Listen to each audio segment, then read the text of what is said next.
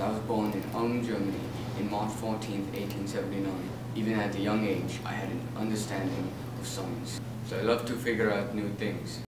I played the violin and the piano as a kid. This passion followed me all the way to adulthood. I graduated high school in 1896. In 1902, Maurice and I had a daughter named Liercel. The contents of a letter I wrote to Maurice in September 1903 suggests that she was either adopted or died of scarlet fever in infancy. In January 1903, Maurice and I married. Maurice and I had our first son, Hans Albert Einstein, in May 1904. In 1905, I worked as a patent clerk in Bern, Switzerland.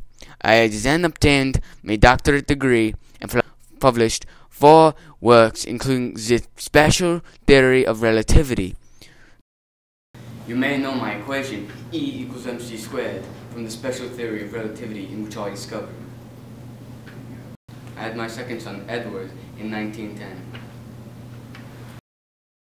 Later, in 1915, I was awarded the Nobel Prize for my theory of relativity, Nobel Prize for physics in 1921, but not for the theory of relativity, but for the law of the photoelectric law.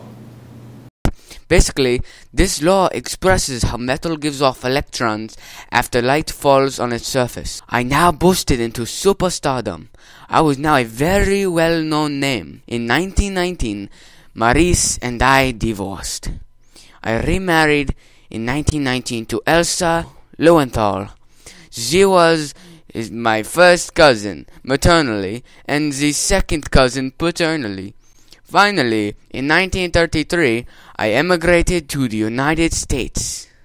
In 1933, I subsided in Princeton, New Jersey, and earned a professorship at the Institute for Advanced Studies. On April 17, 1955, I began to bleed from an abdominal aortic aneurysm. I refused surgery because I wanted to go when I wanted to go. It is tasteless to prolong life artificially. I died at Princeton Hospital at the age of 76.